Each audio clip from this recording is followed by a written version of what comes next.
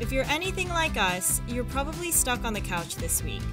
It's weird, but once life gets back to normal, here are some of our favorite places to eat in New York City. Join us on a virtual journey to 10 iconic restaurants to see what makes these places a rite of passage for locals and tourists alike. Our first stop is a 132-year-old deli on the Lower East Side where the go-to is pastrami on rye.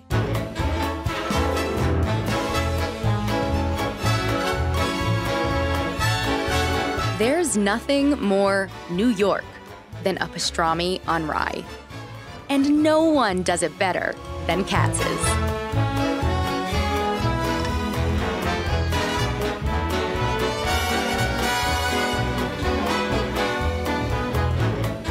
I've tried to eat deli all over the world, but the only place to have it is New York City.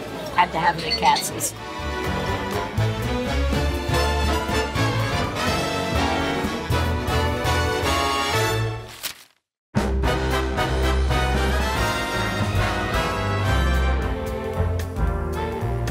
Hey guys, it's Spencer, and I'm outside Katz's Delicatessen. This is one of the most legendary places in New York City. It's been here since 1888, so I'm gonna go try their famous pastrami on rye and see if it lives up to the hype.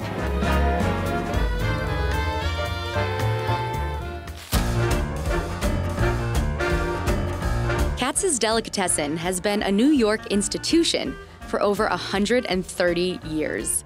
The old school deli is like a living museum. Not only is it the oldest Jewish deli in New York, but it's one of the only delis of its kind still in operation at all. Coming to Katz's is a throwback, it's a snapshot in time. It's being connected to your parents, to your grandparents, to your great-grandparents, to your great-great-grandparents, because they all came here. We do not believe in changing pretty much anything, from the walls to the neons, to the pictures, to the staff, to the food, to the recipes. We don't really believe in changing it. You come here because you want that nostalgia and that tradition and that food that you know and love.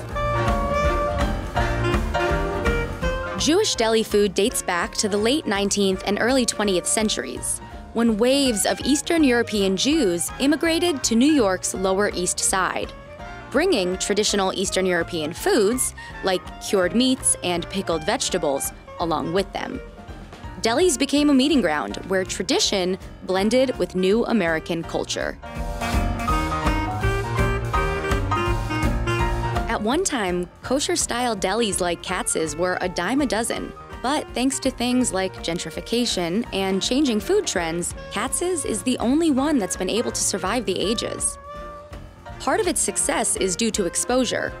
Over the years, Katz's nostalgic setting has been the backdrop for countless movies and TV shows, the most famous of which is Meg Ryan's iconic scene in When Harry Met Sally. The scene with Meg Ryan is one of my favorite scenes in all the movies we've ever seen. So.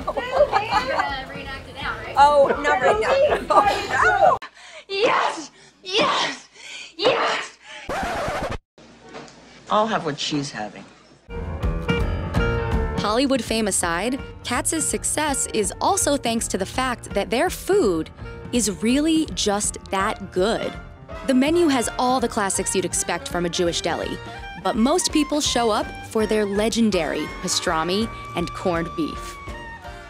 Can you describe what their pastrami tastes like to me?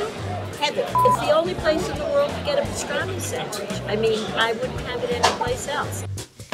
It's about treating each piece of meat like you would a child and knowing what to do with it and how to take care of it from start to finish. That makes us so special. We cook it longer than anyone else. We cook it so long that it would fall apart if you tried to put it in a slicer. So it's so juicy, so tender that you have to carve it by hand. Their hand-sliced approach means each sandwich is expertly carved to order. To keep the crowds moving, Katz's is set up with multiple carvers at multiple counters. And let's just say, you better be prepared to order when you get in line. So when you walk in, you're gonna get a ticket. That's our system. We've been doing it the same way for 131 years. Feed me. Be prepared, because if you get all the way to the front of the line and don't know what you want, you're gonna get yelled at. I would like pastrami on rye. But you already know what you want. You want a pastrami, you want some latkes, you want some matzo ball soup, you're good. No problem, don't worry about it. So that was the easy part. Finding a seat is the hard part.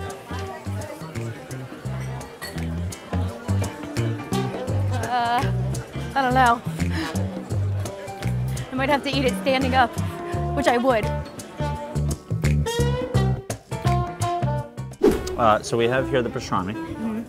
Just classic, juicy, perfect, fantastic. You can't go wrong. Do you have any tips for digging into this monster of a sandwich? Just do it.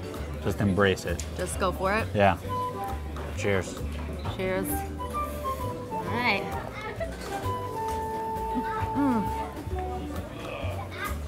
Oh my God. Go for it. Let me top you. All right. I'm gonna take my bite. That is unreal. Really good. Oh man. Give me one of those napkins. I gotta fix my face.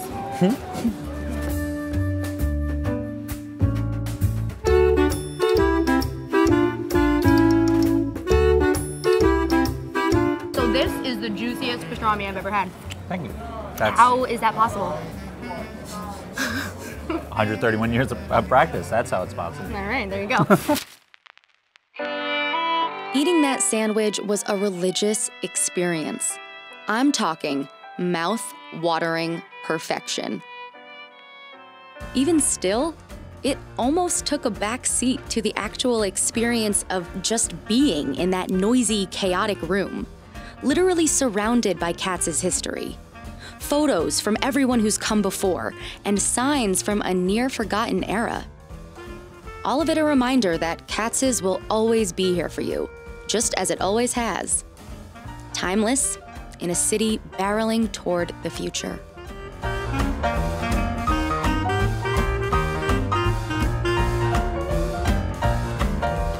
There's nothing like nostalgia. I mean, there's nothing more powerful than those traditions. I can't believe that this is my life, and this is what we get to do for a living, is to preserve a tradition and make people happy, hopefully. So it's humbling, and it's a wonderful, wonderful place to be. Our next stop is a short walk away, where the streets are crowded with college students. Many of them go to Ray's Candy Store for milkshakes, egg creams, and other sweet treats. In a city that never sleeps, bodegas, carts, and diners are routine hotspots for late-night eats.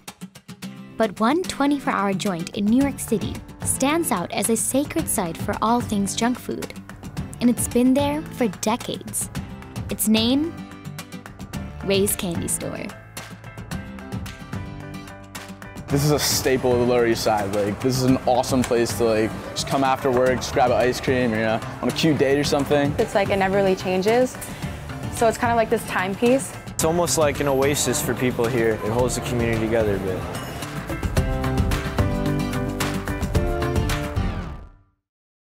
We're here at the heart of the East Village at Ray's Candy Store.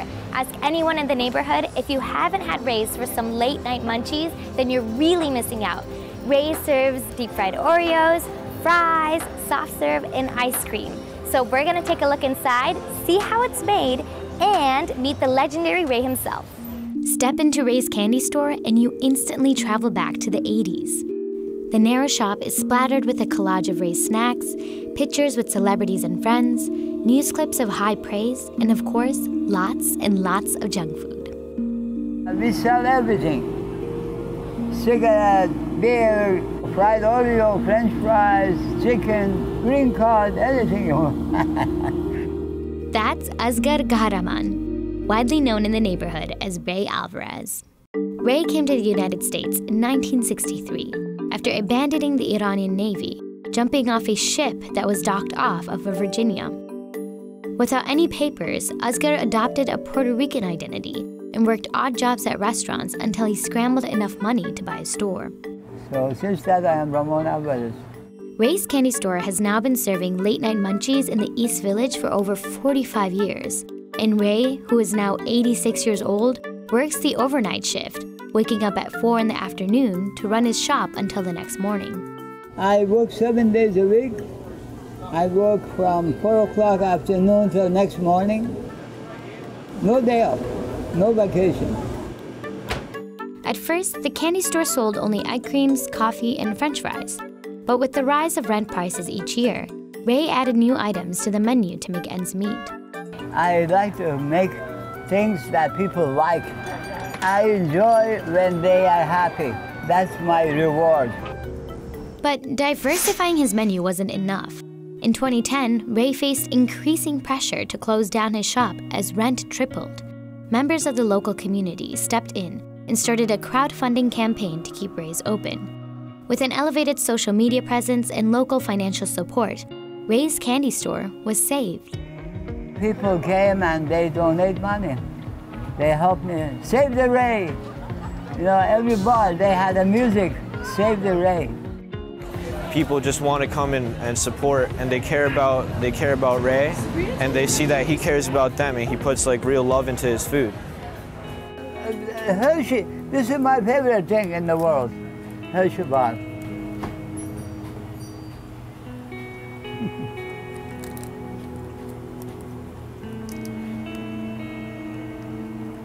Yummy.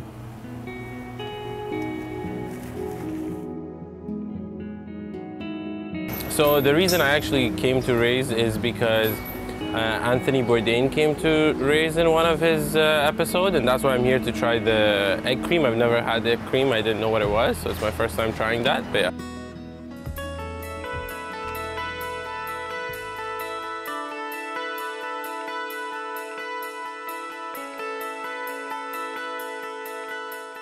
I just walked across into Tompkins Square Park and I'm about to try Ray's deep fried Oreos for the very first time.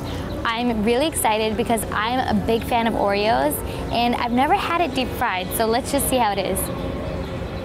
Okay, which one do I pick? I like this one, the one with the powdered sugar. Ready?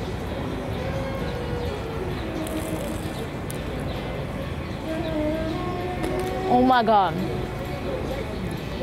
This is heaven. My favorite thing is the fried Oreos. Yeah, they're magical. Cheers. Good. Pretty good. Very good. We finished the whole thing. With a newly painted storefront and his East Village family in tow, Ray and his candy store are here to stay. Over in Soho, you'll smell fresh baked goods wafting from Dominique Ansel Bakery's storefront. The most famous treat here is the cronut, a mashup between a donut and a croissant. This is the cronut, one of New York City's most legendary desserts. This hands down might be one of the best things I've ever eaten in my life.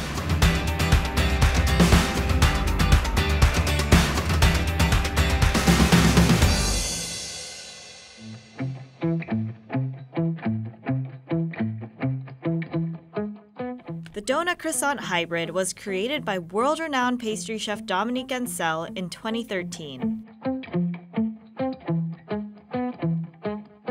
Now, if you aren't familiar with Chef Dominique's desserts, he is famous for his frozen s'mores, his watermelon soft serve, his cookie shots, his DKA, but really the famous one is the cronut. We're here at 7 a.m. to get in front of the line so we can get a head start. The cronuts are extremely limited in quantity and very, very popular. And I want to see what all the hype is about. Let's go.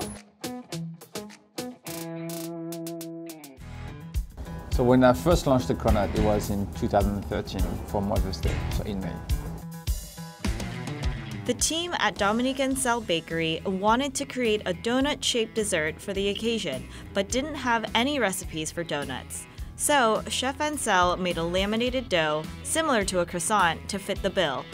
It took him over 2 months to perfect his cronut recipe. A food reporter from Grub Street tried the pastry by chance, and it went viral. People started lining up outside the next day, and traffic to the bakery's website went up 300%.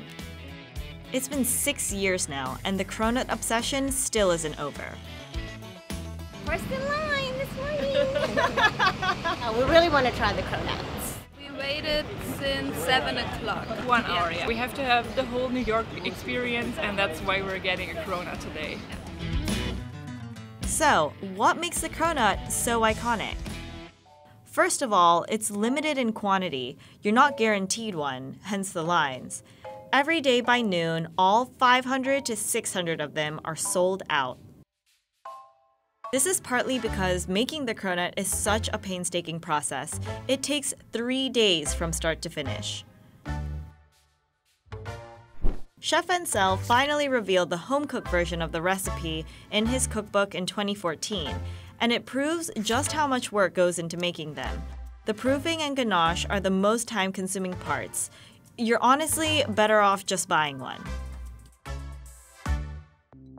At the bakery, each cronut is proofed, then deep-fried. It's filled with 2 different fillings.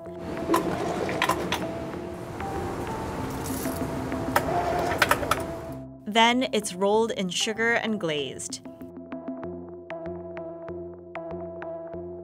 The team changes the cronut flavor every month, and no flavor is ever repeated. The reason why I keep limiting the quantity is just because I want to preserve the quality. I always tell everyone that I don't want my creation to kill my creativity.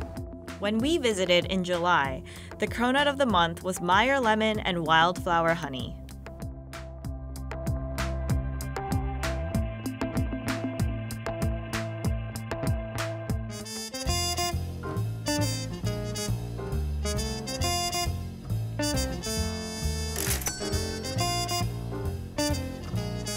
I've been wanting to try this since 2013, and here we are, mid-2019, first bite of the cronut. It's so crunchy. This hands down might be one of the best things I've ever eaten in my life. Wow. That's so good. That is so good. It definitely, for me, tastes more like a croissant than a donut. It's denser than a donut, and it has these little very thin layers like you get from a croissant, and it's extremely buttery but still very light and airy. Do you have powdered sugar like everywhere on my face? Sort of. I can see why people line out the door 2 hours before opening just to have this dessert now, because it's fluffy, it's airy, it's buttery, it's crunchy, it's all of the adjectives that you want in a dessert just embodied in this one thing, one cronut.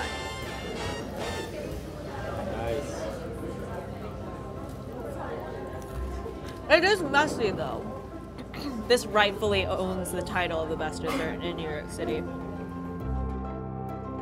A lot of people ask me if I knew that this was going to happen and you know, what I was expecting. Of course I didn't know. Of course, no one can plan for this. In a city where new food trends are popping up almost every day, there are still no signs that the cronut's popularity is slowing down. The obsession has spread throughout the world, with copycat cronuts and recipes found everywhere. Even Dunkin' Donuts introduced its version in 2014.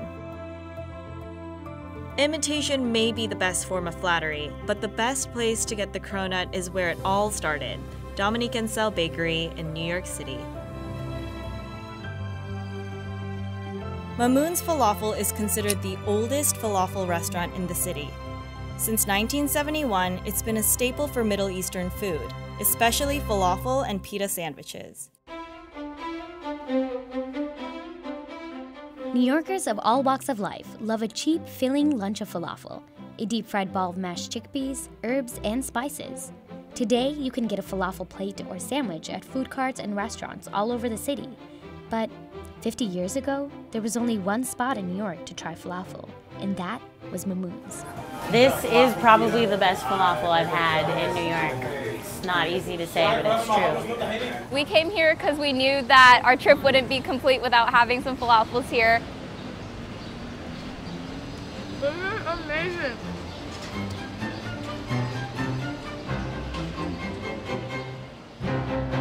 Hey, I'm Mida, and we're here at Mamoun's Falafel in Greenwich Village on the historic McDougal Street. New Yorkers highly recommend Mamoun's Falafel for its authentic taste and rich history. So today we're going to try some of the falafels ourselves, meet with the owner, and learn about the history of Mamoun's. Tucked in between the world-famous Comedy Cellar and Cafe Reggio, Mamoun's Falafel has been cooking up its falafel sandwiches since 1971. It's a very traditional recipe, but it's done right. So it tastes really fresh, it tastes really good, and I think the falafel itself is the best in the city. Family owned and operated since the beginning, the restaurant helped popularize falafel by serving musicians, actors, comedians, tourists, and loyal customers all on McDougal Street for over 48 years. But how did Mamoun's go from a small hole-in-the-wall operation to a franchise with 10 locations? It all started in a cramped apartment kitchen of a struggling immigrant. Mamoun and Maria Chapter immigrated to New York from Syria in 1969 and started refining his mother's falafel recipe after working at several restaurants to make ends meet. Where my family comes from, in Syria, falafel's sort of like just regular sort of street food. It's almost taken for granted over there. That's Jalal Chapter. He's one of the 4 sons of Mamoun himself. Jalal and his brothers took over the falafel business in 1991. We don't mess with the recipe at all. Like, where my dad left it is where it's going to stay because it's delicious. In 1971, Mamoun opened his first storefront on McDougal Street, the same location they occupy today, and served his falafel on makeshift tables with buckets as seats. McDougal Street's always been like a famous block. I mean, in the 50s you had the Beat Movement and Jack Kerouac. In the 60s you had Jimi Hendrix, Bob Dylan, all that. In the 70s, falafel came. So I think we added to the pantheon of what makes McDougal Street both unique and special. In the 1970s, a new wave of Syrian, Lebanese, and Arab immigrants came to the United States after the passage of the 1965 Immigration and Nationality Act, which lifted post-World War II immigration quotas. With this wave came Mamoun Chapter, founder of Mamoun's Falafel, as well as a larger Arab presence in the village. You know, there were people who would speak Arabic out on the street, and my brother learned Arabic from working in the store. I learned it too. You know what I mean? My dad really believes in being a good host and really giving from the heart. And so when he would feed people, it was genuine, you know, and people would love that. But I think that's what started the buzz, really. You know what I mean? You gotta go see the Syrian guy who's like serving food, this awesome food out of a 200 square foot restaurant. Word spread, and soon Mamoun's became known as a best cheap eat, and its falafel sandwich, famous. The most popular menu item is by far a falafel sandwich. That's 2-to-1 ratio for everything else that we serve combined. It's simple, it's elegant, and it tastes fantastic. Mamoun's falafel sandwiches are all vegetarian, made out of pita bread layered with hummus, their signature falafel, lettuce, tomatoes, and topped with tahini sauce. But before the falafel hit the counters at restaurants, they start right here in Newark, New Jersey at their very own commissary. Let's take a look inside of Mamoun's Falafel's facility. We have a 10,000 square foot facility here where we produce the falafel, the hummus, the baba ganoush, our main items. And we have processes in check to make sure that the quality and everything meets our standards. Mamoun's legendary falafel recipe starts with parsley, lots and lots of parsley. It's mixed with chopped onions and garlic and combined with a carefully weighed batch of chickpeas, the key ingredient to falafel. The herbs and chickpeas are ground up, then get mixed with a special array of spices, including cumin, turmeric, and cardamom. This batter is then ground once more and finally pushed out into individual packets, which are boxed and ready for shipment. What set our falafel apart, if you go to the Middle East, falafels are mostly chickpeas. They're not as green, and that's a comment we get from all of our Israeli customers or our Arabic customers. Oh, your falafel's so green. And that was the addition we did to the falafel market, where we added the extra herbs and spices here. From the commissary, the falafel batter heads to one of 10 locations. While the batter is prepared off-site at the facility, the falafel are freshly fried at each restaurant, where lines of people await the savory and crispy taste of the Middle Eastern dish. The falafel is probably one of the best I've ever had. I mean, honestly, the consistency is great. It's nice and crispy on the outside, nice and moist on the inside, so a lot to love from it. The hummus here is amazing. The falafel is perfectly fried, 100% recommendation. With all the customers showering the food with compliments, I couldn't wait any longer and had to try the legendary falafel sandwich myself. So what I noticed what they were doing at Mamoun's Falafel is that they actually smashed down each of the pieces of falafel into the sandwich. So each bite that you're taking with this falafel sandwich, you'll have a bit of the falafel. So you're not gonna be like duped by having just like a piece of pita bread and none of the falafel with it. So here I go.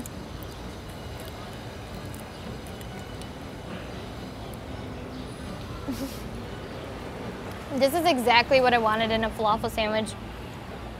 I usually don't like tomatoes, but the thing with Mamoun's I just noticed is that their tomatoes are really fresh and they just add more to the flavor of this falafel sandwich. And the falafel itself did not let me down. It actually has a really good consistency to it. Really, for $4, this is a great deal. What makes this place special to me is I grew up here. You know, my brothers grew up here, and it was always a family sort of endeavor. We want to see how far we can sort of take the name, and that's really what's most important to us, is just sort of making his name grow and, you know, spreading the food and the love across the country. Just a few blocks away from the Empire State Building stands one of the city's oldest steakhouses. Keen's is a meat eater's paradise, known best for its most famous dish, the mutton chop.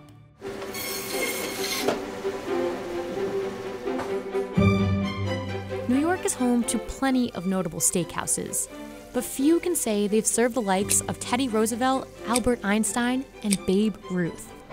This century-old restaurant is full of fresh beef, but its most famous plate isn't steak. People seek it out instead for a dish of aged lamb called the mutton chop. This is Keen's Steakhouse, and it's been standing here since 1885. I brought my nephew and he had the mutton chop. I said, it's big, you might want to share. He said, no way. And he devoured it. It was outrageous.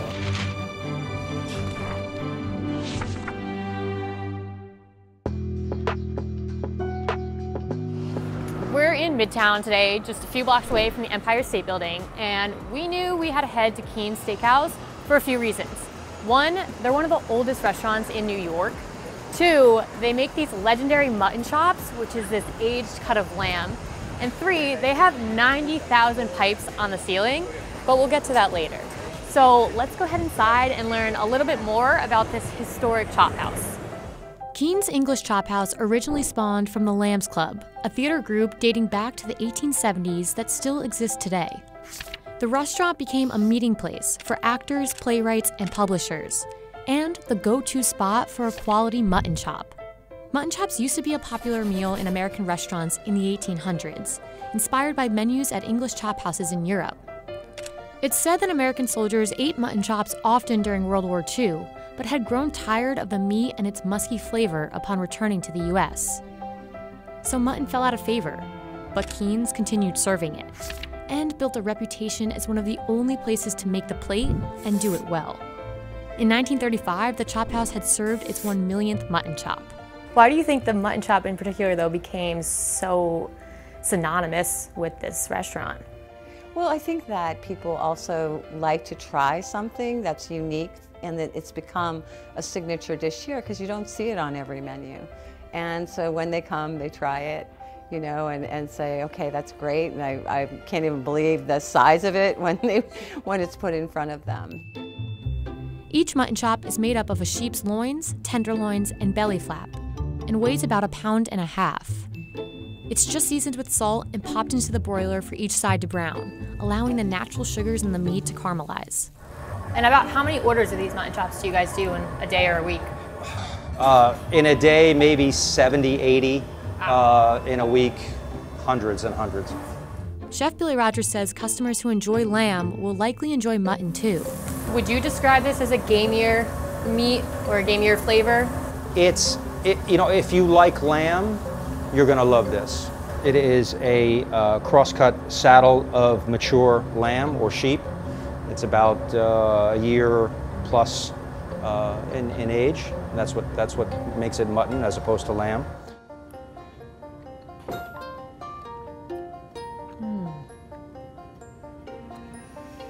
If you've never had lamb particularly, or mutton before especially, this is a fattier piece of meat. It's very easy to cut into, it's very easy to bite into, it's just very soft. It does not need salt, it does not need pepper. This is so juicy in itself, so flavorful on its own. And of course, you can also get steak. The sirloin is another popular order at Keen's. But quality red meat isn't the only reason the steakhouse is considered an institution. The restaurant is host to one of the largest collections of clay pipes in the world. Back in the 17th century, it was an English tradition to check one's pipe before sitting down for a meal. And once finished, patrons would call for a pipe warden to return their pipes. Who are some of those early famous faces that have had pipes here? Well, I guess the earliest, Babe Ruth, Teddy Roosevelt, Will Rogers, it goes on and on. The steakhouse's list of loyal customers has grown considerably since Babe Ruth visited. It's legendary. It's one of the oldest establishments in Manhattan. So, so there's that history, and you feel it when you come in. Stop in on a normal day, and you'll find tourists and longtime regulars alike. This is my table. This is a go-to. Table 87. I come here and I say, I want my table. How did you first hear about Keen's, or why did you start coming? No, it's a New York institution. Yeah. You look around, the history, the pipes, the photos. It's the place to be. People come from around the world, emails from around the world about how they'll be coming, where they're coming from. So really, to be a destination for those people is a special thing, which we really try and live up to their expectations.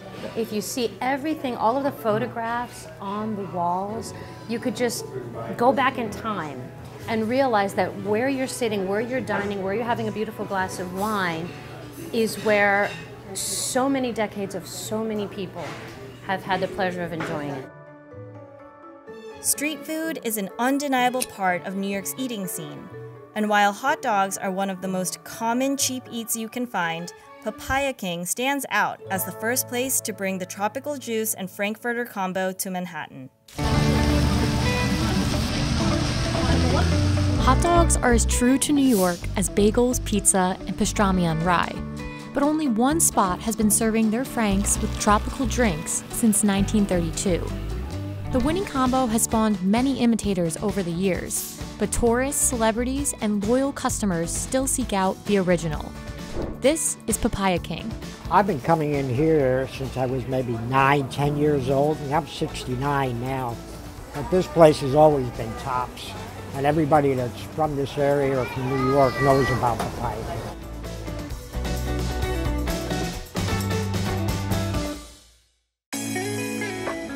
We're in Manhattan, where hot dogs are basically around every corner in the city, and we're gonna head to the place that New Yorkers have been going for practically the last 90 years, Papaya King.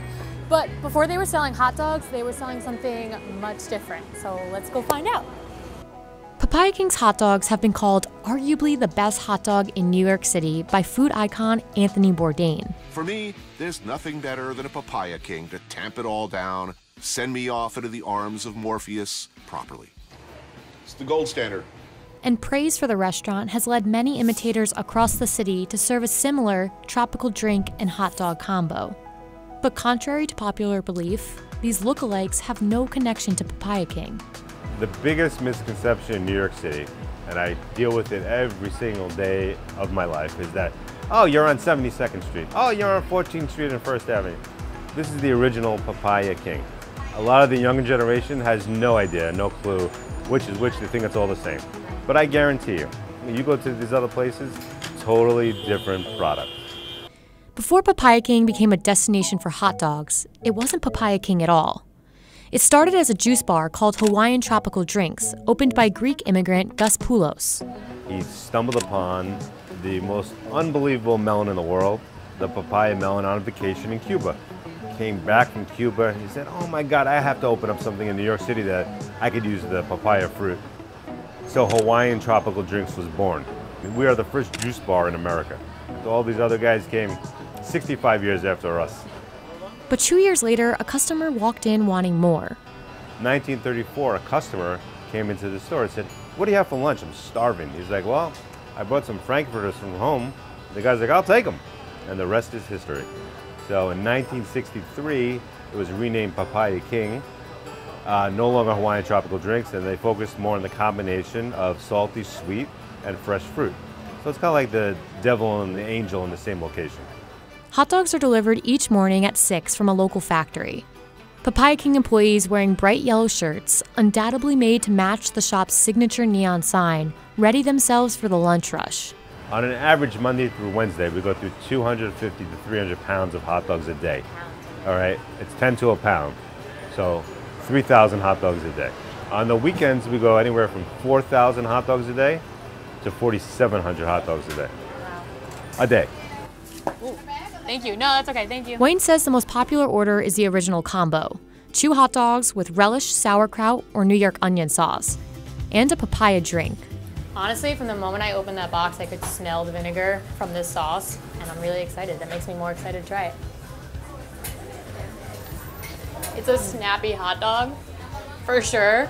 I really liked the sauce because it was like zingy was the way that Wayne described it to me, kind of tangy. You really get that vinegar. Although hot dogs are the assumed star of the show, Papaya King's signature juices are just as popular. What about this combination of juice and hot dogs do you think is so appealing to customers? Well, you have a salty and a sweet kind of concept. So our drinks are fresh, they're natural, it's just digestive, as you can see on the machines. It sounds crazy, you're having a beef hot dog with a fresh juice or a tropical drink, but it works. Because it's the best combination for me. I enjoy it every time, and it's enough. I'm not too full after I get out. I'm just right. The food is a staple, it's not just a snack. And the papaya is great with vodka. All day we've been talking to people, and they, for the majority, said that they get their dogs with the New York onion sauce, and they always get the papaya drink. That was unexpected. I expected it to be a thinner juice, but it's actually a frothier fruit drink. But I think it's honestly refreshing, creamy, and not too heavy. And it does, like every other person has said, complement the savory hot dog. You got the sweet drink. Clearly the combination works. The place has been around for 87 years. We're from Amsterdam, and we came to Papaya for the hot dogs because we heard from Google it was the best. So. What do we think? Awesome. Awesome. This kind of thing appeals to everybody. I have politicians, I have Martha Stewart, Woody Allen, the Blasio comes all the time. We have a ton of doormen, firemen, school kids, older women, people that have been coming for generations of families. It appeals to everybody. Everybody still eats hot dogs, no matter what they say out there. If you're looking for authentic Southern cuisine, there's no better place than Sylvia's restaurant in Harlem. It's a New Yorker's favorite for soul food, serving some of the best fried chicken and waffles around.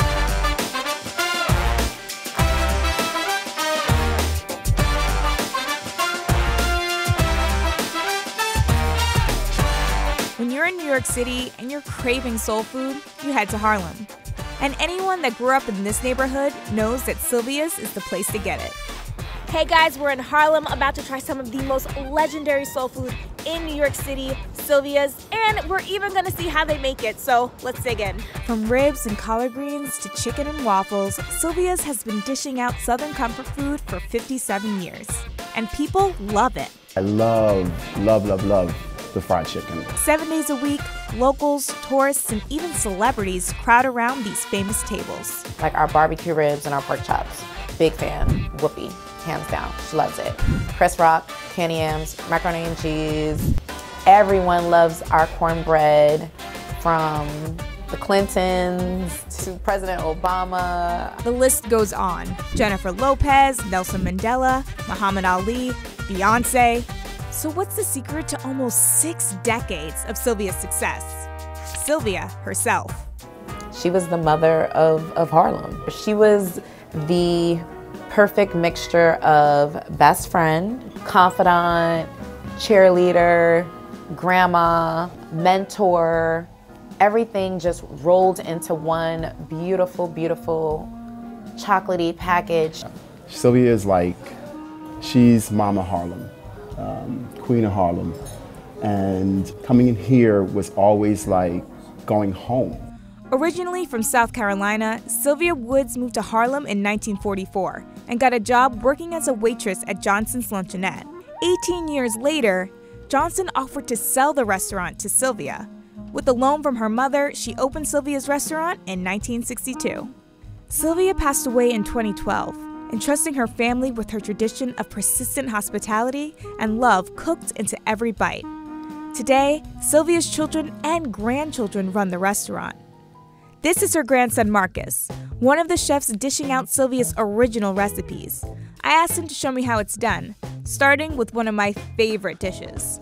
We are here in Sylvia's kitchen with Chef Marcus. He's going to show me how to make their famous world-renowned ribs. All right, what's the first step? First things first, I like to just give them a little pat dry. Okay. You know, you have a lot of stuff still on them. You want to just make sure that they're nice and clean. How long have you been making these?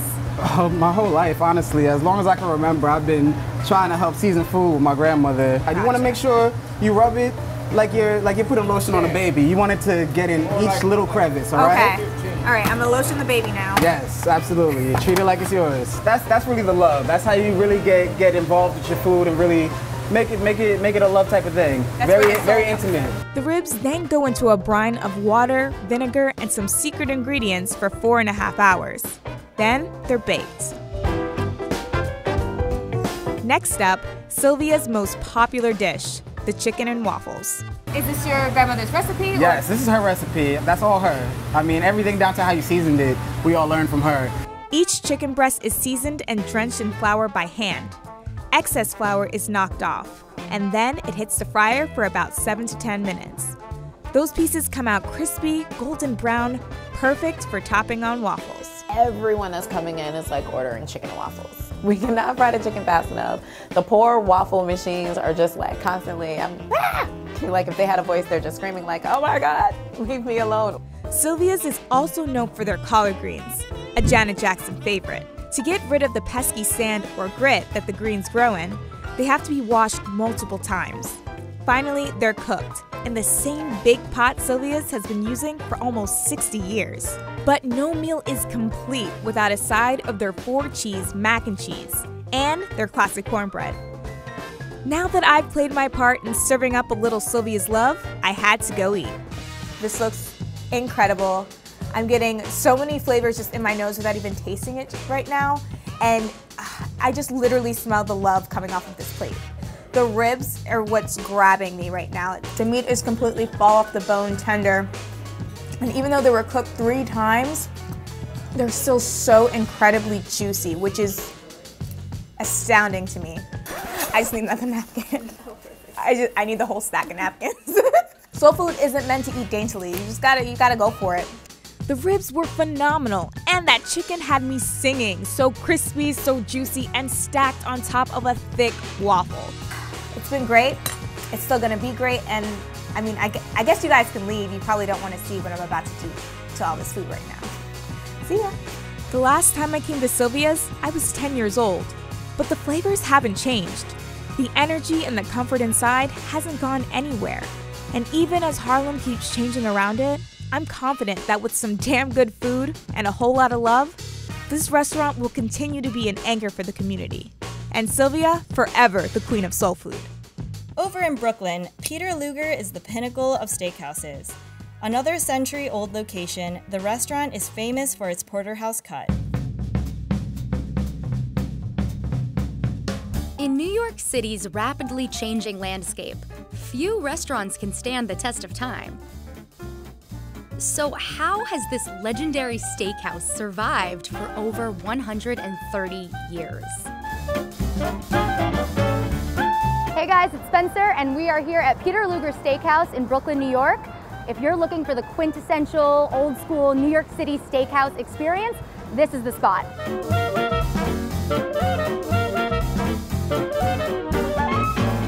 Peter Luger Steakhouse is an old-school German beer hall-styled steakhouse where we believe in, as my great-grandfather would say, simple goodness. And what I mean by that is we have a small menu, but what we do, we try to make sure that we get perfectly. The family-owned restaurant is one of the few Michelin-starred steakhouses in the city. And it's made Zagat's list of best steakhouses in NYC for 30 years and counting. Most surprisingly, though, is their ability to last in a neighborhood that's seen such significant changes over the years. Peter Luger was opened in 1887 as Carl Luger's Cafe and Billiards. And my great-grandfather had a metal factory right across the street. And every day he would come in for lunch and have a steak and a martini. And when it was put up for auction, he poked his head in. There wasn't much going on. And without knowing anything about the restaurant industry, he kind of took a gamble on it. People knew they could come here for a great meal, great service, and it was reliable in a part of the town that wasn't as reliable. Now the neighborhood has changed drastically. I think it's been kind of a perfect storm of energy that has pushed us from a little steakhouse right over the Williamsburg Bridge to hopefully a destination restaurant in the United States. Every steak is hand-picked by a family member to ensure it meets their rigorous standards. What defines a Peter Luger steak is we only start with USDA Prime, which is the highest grade the USDA will hand out. From there, we will only select a very small portion of it. Once it's brought to the restaurant, we dry age it in-house for an undisclosed period of time. I'm afraid I can't tell you guys that, but once it's been dry aged, we then butcher it in-house. We sear it, and we want that steak going out sizzling hot, and so from there, it's just going to your table hopefully as quickly as possible.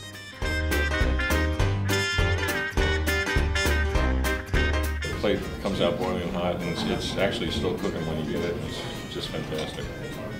Are you very excited? No, very excited. It's delicious. So right off the bat, it smells unreal. You could smell it from like a mile away. It looks like it's cooked perfectly. It smells amazing. But the question is, how does it taste?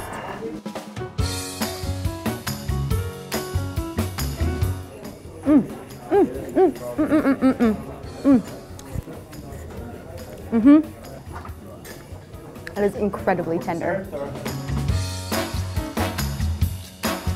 I think when you have a steakhouse that's been here for 130 years, you know they're doing it right. And I can tell you it's as good as it looks. There's a reason they've survived the ages. This is the reason right here.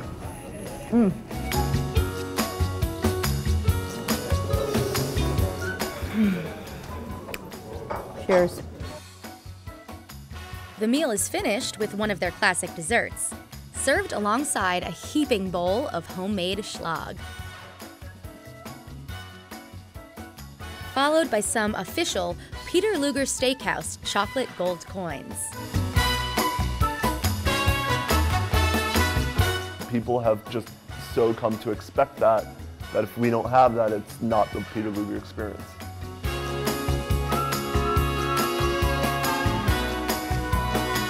We go out of our way to really ensure that each piece of meat is as good, if not better than the next. And we keep the menu really condensed and tight, and so it's bare bones, but at the same time, it's the perfect way of experiencing a classic New York City steakhouse meal. This list couldn't be complete without the most legendary pizza in New York. Customers brace the cold or the heat, waiting in lines for warm pie from Lucali's Brick Oven in Brooklyn.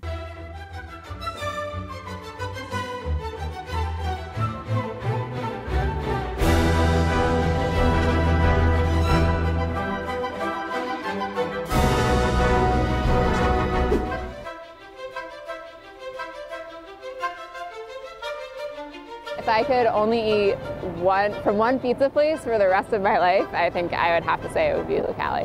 Why do you think so many people flock here? I'm still trying to figure that out. Why do you think they pick your pizza here? I guess I make a good pizza. This is Mark Iacono.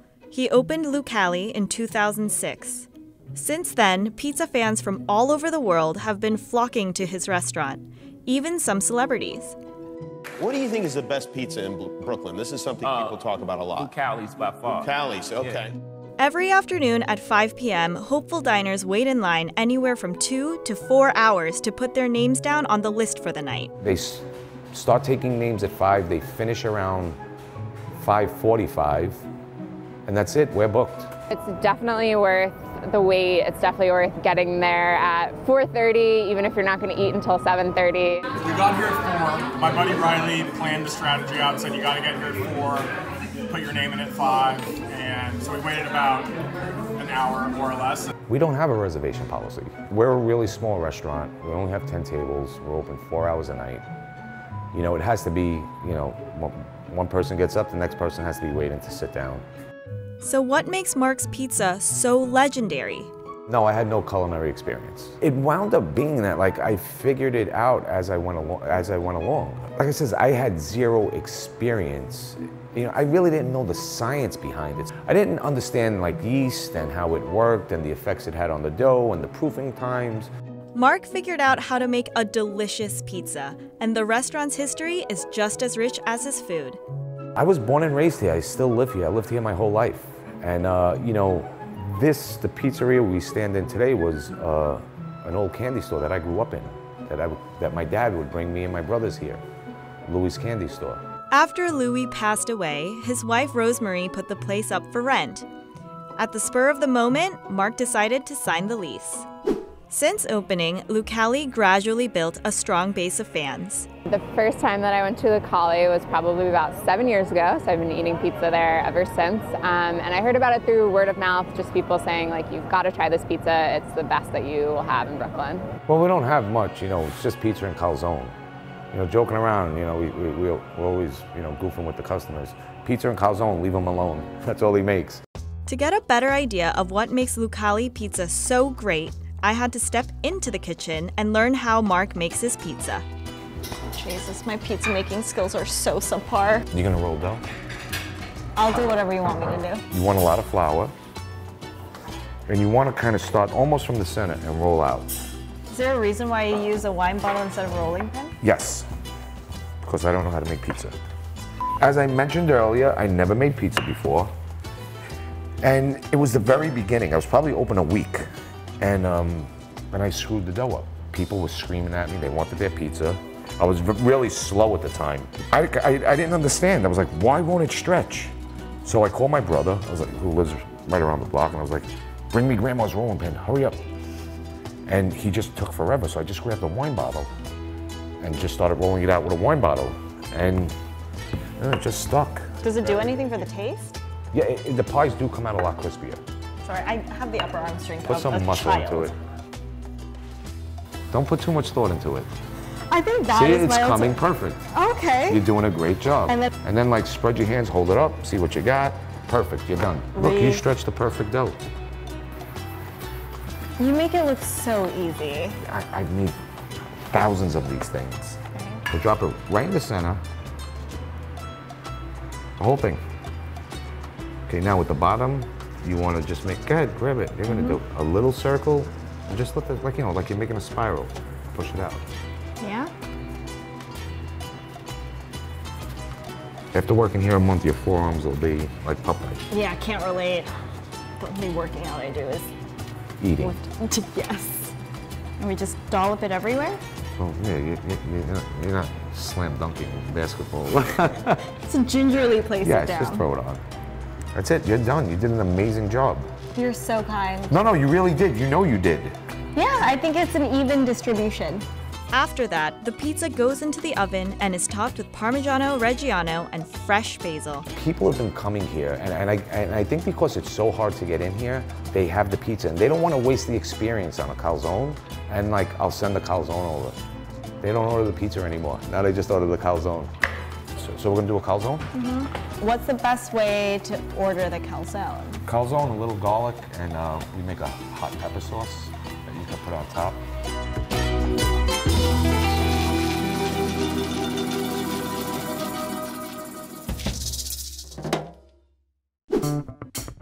And now, the moment you've been waiting for, the eating portion of this video. I never thought that this moment would come.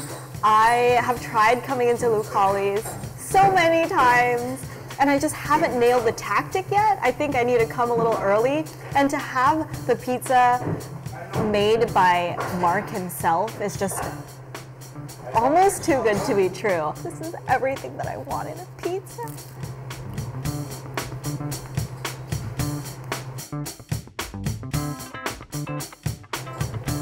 So good. The crust, it just keeps getting better. Normally, I have something to say after the first bite, but I truly don't want it to end, so I'm gonna talk to you after I finish this slice. It's like just the perfect pairing of flavors. It's truly mind-blowing. I am astounded. It's not bad. When you say it's not bad, that's like truly the biggest understatement of the year. And to top it off, I sat down with Mark and ate the calzone. I eat out a lot, and like, and I look for ordinary dishes. Like, again, pizza's just, it's ordinary to me. But who's doing it the best? Like, you know, I grew up with this, you know, you gotta step out of the box. Like, I know, like, everyone plays favoritism to the pizzerias they grew up with, but you need to go out and experience a bunch of pizzerias. And what's amazing about this pie? What was amazing about his pie? And just put it all together and just try to take the pizza to another level. So that's the secret behind the pizza at Lucali. Mark, in my humble opinion, has perfected the pizza, but he sometimes gets a spark for a new idea. This pie I just made is inspiring me to make a new pie. It just like something, I came up with a great idea. You heard it here first. Mark eats the first slice of pizza and he's like, I got an idea. And now I know. You inspired it. That means so much. Do you like garlic? I'm Korean. All right. Wait, garlic's big in Korea? Are you joking? No, I don't eat a lot of Korean food. I don't know where to go. Okay, that I can share with you. Okay, Really? you're gonna take me out for Korean? Yes, All I right. can do that. So I'm guessing that this new idea is gonna have something to do with garlic? I may have to name the pie after you. All right, my restaurant is full. I need to get back to work. I think part of the charm at Lucali is to wait in the line and really like build up the anticipation of trying this pizza and this calzone. And then once you taste it, you're always gonna be wanting it. And finally, we have an icon both in New York and around the world. The original Nathan's famous location is just a few minutes from the beach at Coney Island. Quick to make and easy on the wallet, hot dogs are a fast way to a New Yorker's heart. Tons of spots cook them well, but one Coney Island icon stands high above the rest. This is Nathan's, and it's been serving New York's most legendary hot dogs since 1916. This is the spot. This is the family spot when you come in the summer and stuff. Even in January, it doesn't matter, we would come to Nathan's.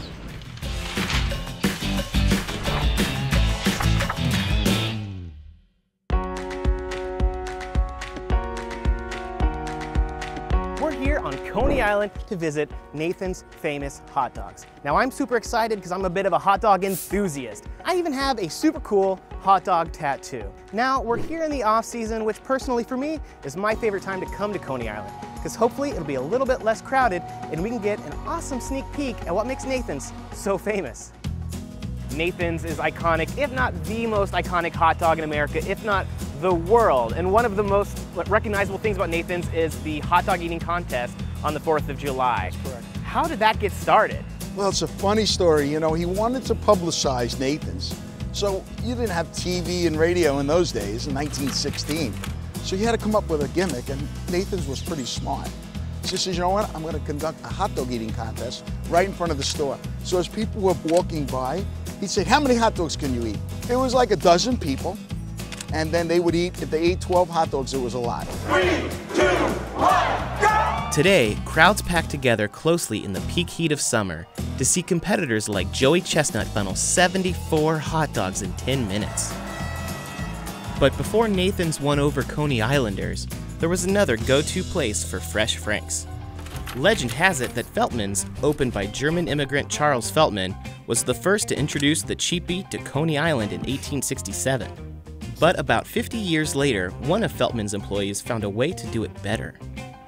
Nathan Handworker left Feltman's to open his own hot dog stand on the corner of Surf and Stillwell Avenues, using his wife's secret recipe. He sold each frank for 5 cents, and customers loved it. I'm from Brooklyn, not from here, but I used to bring my children to the park, to the beach. And they all come, Mommy, are we going to Nathan? Mommy, we're going. So I got 3 kids, so I had to spend a lot of money from all those years. So Nathan owed me a free hot dog.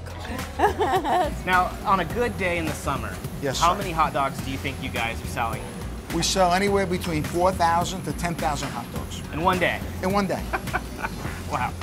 The go-to order is an all-beef hot dog with deli mustard and sauerkraut, plus a side of salty crinkle-cut fries. When you're eating the Nathan's hot dog, it's like a full-on experience. You've got the flavors and you've got the smells, but then you've got that like texture thing with the snap, where it just cracks in your mouth. It just tastes so fresh and unique. I've been coming to Nathan's for 40 years. And I've been coming for 60 years. You can't drive through Brooklyn without going to Nathan's. It's really the nucleus of the neighborhood. So Coney Island, it really in many ways is Nathan's, and Nathan's for many years was Coney Island. So what started as a small hot dog stand now encompasses an entire city block behind us. So it's hard to miss. It really is that tentpole to Coney Island. Nathan's roots are deep in Coney Island, but its name is known across the world. The once small stand can now be found at 58,000 stores in over 10 different countries. And still, locals and tourists seek out the original. We are from France. We hear Nathan's because it's the king of hot dog. It's excellent. It's like quintessential New York. When you move to New York, you feel like you don't fit in, and or you come to New York, it's very overwhelming, it's very loud, there's a lot of like crazy sights, and there's something about just like the New York hot dog that makes you feel like you're a part of it. So like every time I come out here, I feel like I'm not just this kid from the Midwest. I'm a New Yorker now. Like it makes me feel like I fit in. This is what people have been eating here for 100 years. This was my hangout when I was a teenager. I used to play hook and go with my girlfriend here. Yeah, it's all about the history. It's the longevity. You know, it's the community. It's the loyal customer base. Almost like a cult that we have that follows us. Yeah. But that's what it's about. That's what made Nathan's famous. I love it.